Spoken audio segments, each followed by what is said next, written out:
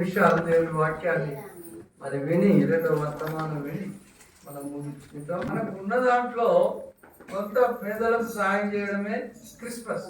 Christmas అంటే ఇచ్చుట. దేవాది దేవుడు యేసుక్రీస్తు ప్రభుల వారిని మన కొరకు ఇచ్చిండు లోకంలో.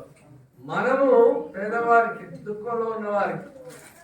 నేను చెప్పినప్పుడు పైకి క్లాస్ నుండి ఒక అమ్మ భాగ్యమ్మ అని ఆమె స్పందించబడి ఆమె నేనొక ముప్పటికి ఇస్తానని ఇలాగా అనేకులు మరి ఎక్కడ మరి కొత్తగూడెం నుంచి కొంతమంది సాయం చేస్తారు. దేవుడు అలాగా వాళ్ళు జీవిస్తున్నాడు. మంచి కొంత సమయం ఒక 10 నిమిషాలు దేవుడి వాక్యాన్ని కేక్ కటింగ్ చేద్దాం. మన పెద్దలు సిద్ధంగా ఉన్నారు. మంచిదమ్మా. మరి ఇర్మియా గ్రంథం 9వ అధ్యాయం 23వ వచనం చదువుకుందామమ్మా. మరి దేవుని వాక్యం ఇర్మియా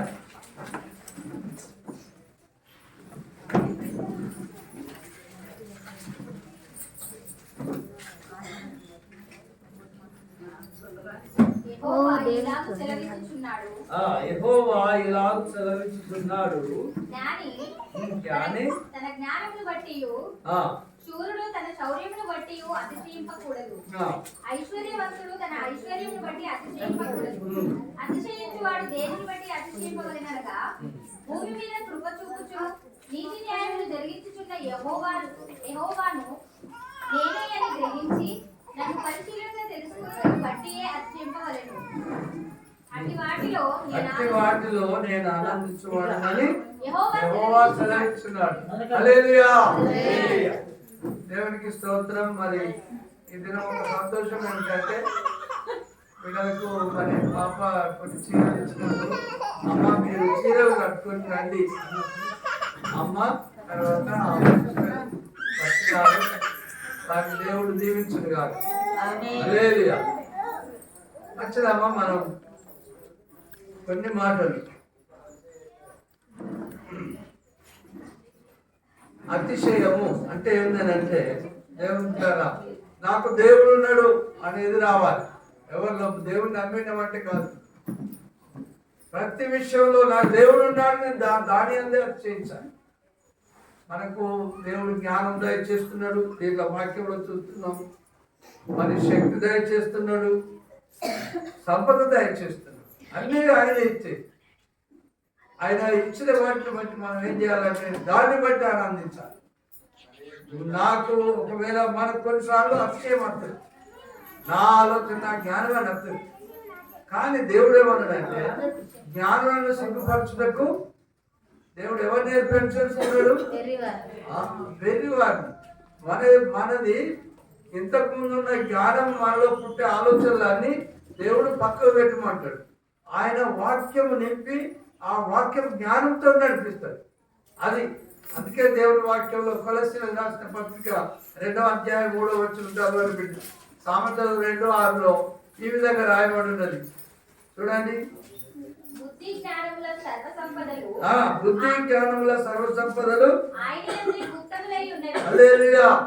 దేవుడు తన జ్ఞానం చేత భూమిని ఇట్లా శూన్యంలో వేలాడదీసినాడు. మన భూమిని అంత గొప్ప దేవుడి జ్ఞానం.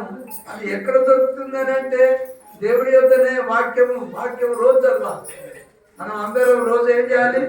వాక్యం చదవాలి, ప్రార్థన చేసుకోవాలి. మనలోని అన్ని మనలో పుట్టే ఆలోచనలు జ్ఞానం పక్కన పెట్టి దేవుని ఆత్మ చేత వాక్యం చేత నడిపించబడాలి. దేవుడు బిడ్డగా దేవుడు మనం దీవిస్తాడు, మనకు జ్ఞానం ఇస్తాడు, మనకు సంపాదిస్తాడు, మనకు శౌర్యం ఇస్తాడు. అన్నీ ఆయనే. కాబట్టి చూడండి, కీర్తన గ్రంథము 33:16 నుంచి 9. 33 కీర్తన 13 చదువు.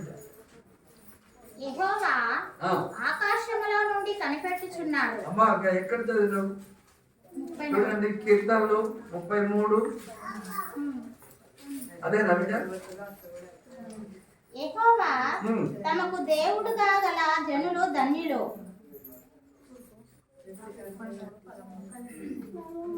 33:16 ఏ రాజును సేనా బలం చేత రక్షింపబడడు, ఏ వీరుడును హల్లెలూయా. మనము మానవుల మీద నమ్మకం పెట్టుకోవద్దు. ఇప్పుడు ఒక రాజు ఉన్నాడు అనుకోండి, గుర్రములు నన్ను రక్షిస్తాయనో తన బలం రక్షిస్తాను కాదు.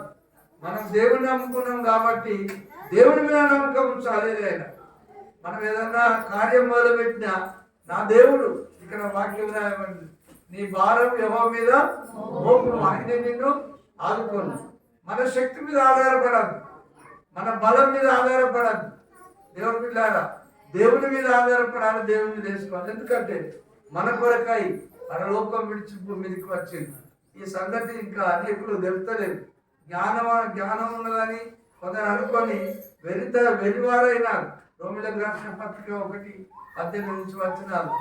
దేవుడు చూడండి, ఇక్కడ మరి మానవుల మీద ఎప్పుడు నమ్మకం పెట్టుకోవాలి.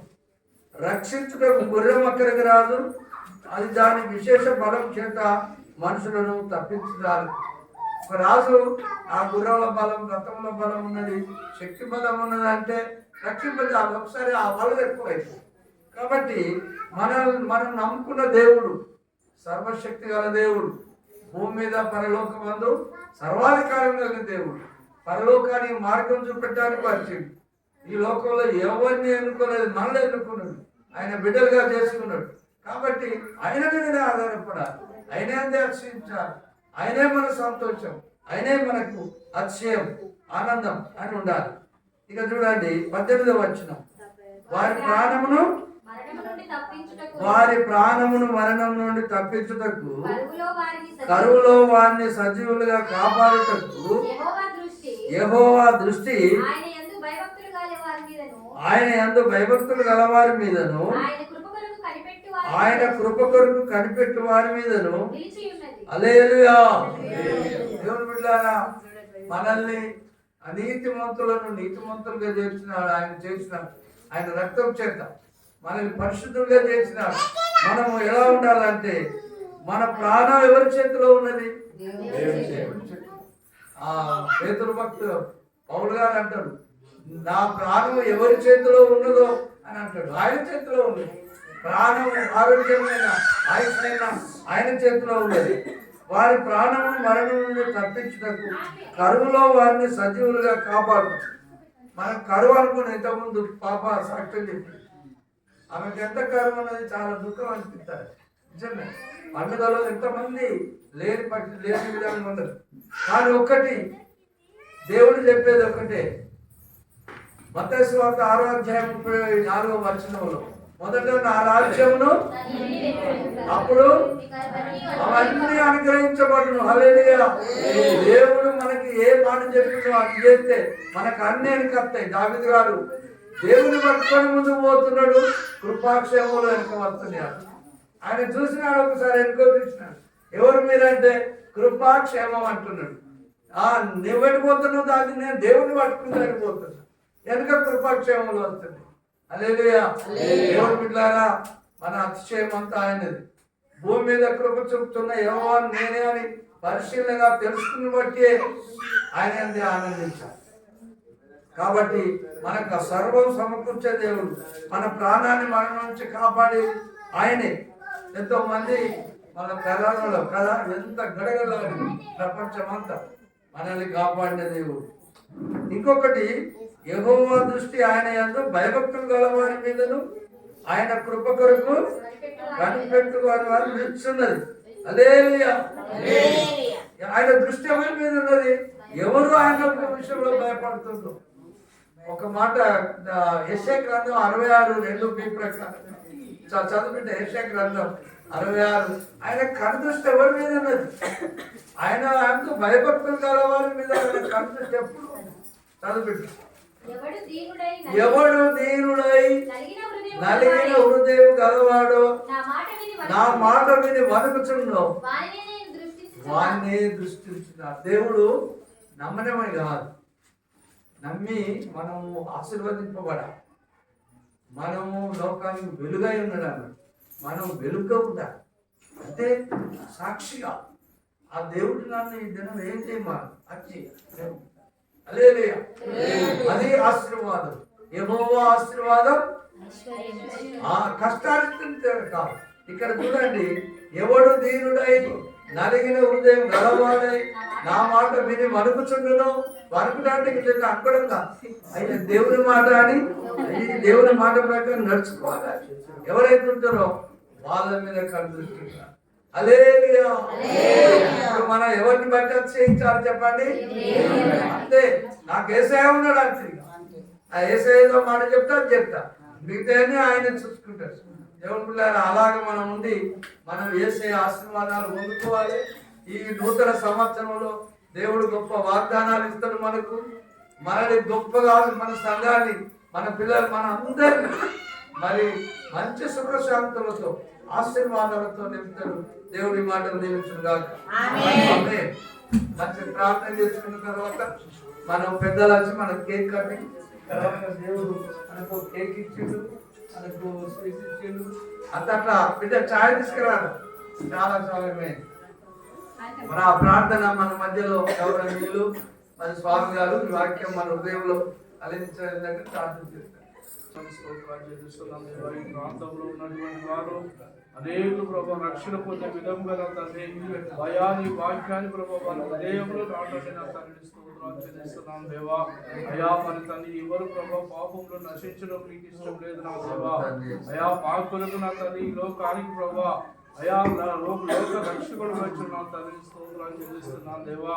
అయా మరి ఈ ప్రాంతం అంతా తండ్రి తండ్రి బిడ్డల చేత అయా నింపబడిన తండ్రి ఈ మందిరంలో తండ్రి ఫస్ట్ చాలా విస్తారంగా నా తండ్రి అయా ఆశీర్వదించండి దేవాని స్తోత్రాలు తండ్రి. అయా మందిరంలో తండ్రి ఇంకా అనేకమైనటువంటి ఇంకా తండ్రి ఏవైతే తండ్రి కొదువై ఉన్నాయో ప్రభా ఆ యొక్క కొదువలు మీరు తీర్చి సహాయం చేయండి. దినదినము ఈ మందిరంలో అభివృద్ధి పరచండి తండ్రి, ఆశీర్వదించండి దేవాని స్తోత్రాలు తండ్రి. అయా మానవులుగా మేము తండ్రి అయా తండ్రి నేను ఎంత చేసినా మా తండ్రి తక్కువే ప్రభా.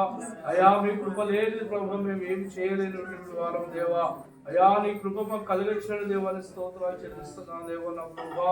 అయా మరి ఇక్కడ మోకరించినటువంటి నీ ప్రతి కుటుంబాన్ని ప్రతి బిడ్డను అయా తండ్రి నీ కృప చేత తండ్రి ఆశీర్వదించి దీవించండి దేవాని స్తోత్రాలు తండ్రి. అయా ప్రతి బిడ్డ తండ్రి అయా మరి నూతన దీవెనలు నూతన ఆశీర్వాదాలు తండ్రి నీ కృప మరి కుమ్మరించండి దేవాని స్తోత్రాలు చెల్లిస్తున్నాం దేవా నా తండ్రి. అయా ప్రతి బిడ్డపై దీవెనలు అనుగ్రహించండి దేవా. అనేక ప్రభు మరి నూతన సంవత్సరముల తండ్రి అనేక ఆత్మలను నడిపించి నూతన ఆత్మలను నడిపించిన దేవుని స్తోత్రాలు తండ్రి. ఆయా మరి యొక్క నూతన సంవత్సరముల తండ్రి 1-2 నూతన ఆత్మలు తండ్రి ఆయన మందిరానికి నడిపించమని అయా మీరు దీవించి ఆశీర్వదించమని మా ప్రభువైన యేసు నామములో ప్రార్థించి వేడుకుంటున్నాం తండ్రి. ఆమేన్. చాలా గొప్పోడు